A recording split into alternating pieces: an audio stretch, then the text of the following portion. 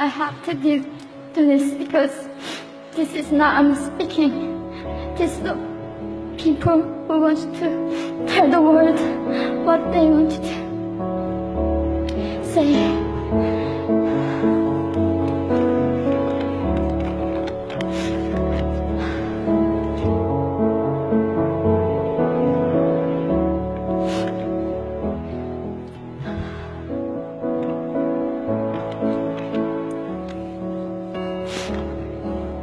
North Korea is an unimaginable country. There is only one channel on TV. There is no internet. We aren't free to sing, say, wear, or think what we want. North Korea is the only country in the world that executes people for making unauthorized international phone calls. North Koreans are being terrorized today. When I was growing up in North Korea, I never saw anything about love stories between men and women. No books, no songs, no press, no movies about love stories. There is no Romeo and Juliet. Every story was propaganda to brainwashes about the Kim dictators. I was born in 1993. And I was abducted at birth, even before I knew the words freedom or human rights. North Koreans are desperately seeking and dying for freedom at this moment.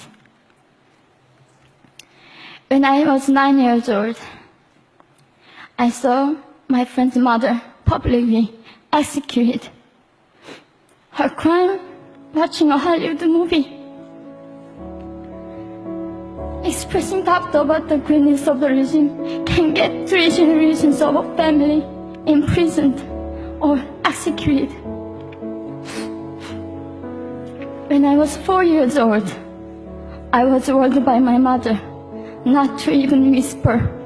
The birds and mice couldn't hear me. I admitted I thought the North Korean dictator could read my mind. My father died in China after he escaped North Korea. And I had to bury him at 3 a.m. in secret. I was 14 years old. I couldn't even cry. I was afraid to be sent back to North Korea.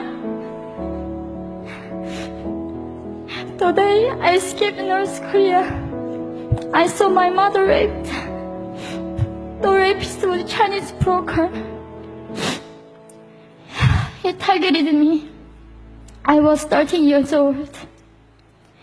There is a saying in North Korea, women are weak, but mothers are strong. My mother allowed herself to be raped in order to protect me. North Korean refugees, about 300,000, are vulnerable in China. 70% of North Korean and teenage girls are being victimized, sometimes sold for as little as $200. We walked across the Gobi Desert, following a compass. When they stopped working, we followed the stars to freedom. I felt only the stars were with us. Mongolia was our freedom moment. Death or dignity. Under the knives, we were prepared to kill ourselves if we were going to be sent back to North Korea. We wanted to live as humans.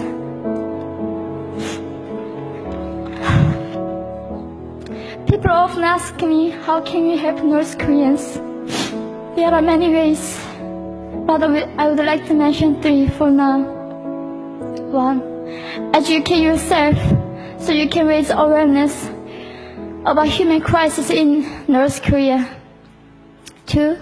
Help and support North Korean refugees who are trying to escape to freedom. 3. Petition China's stop repatriation. We have to shed light on the darkest place in the world. It isn't just North Korean human rights. It's our rights that North Korean dictators have violated for 7 decades. We need governments all around the world to put more pressure on China to stop repatriation. In particular, Chinese delegates of One Young World can play a part by speaking up.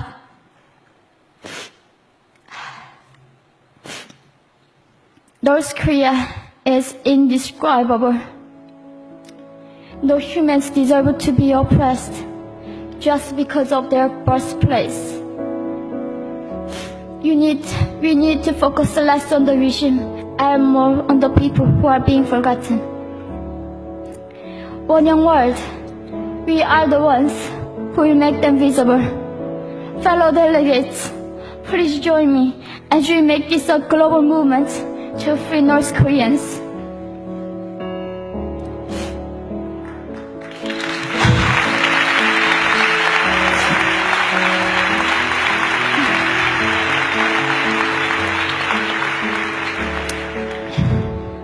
When I was crossing the Gobi Desert, scared of dying, I thought nobody in this world cared. It seemed that only the stars were with me. But you have listened to my story. You have cared. Thank you very much.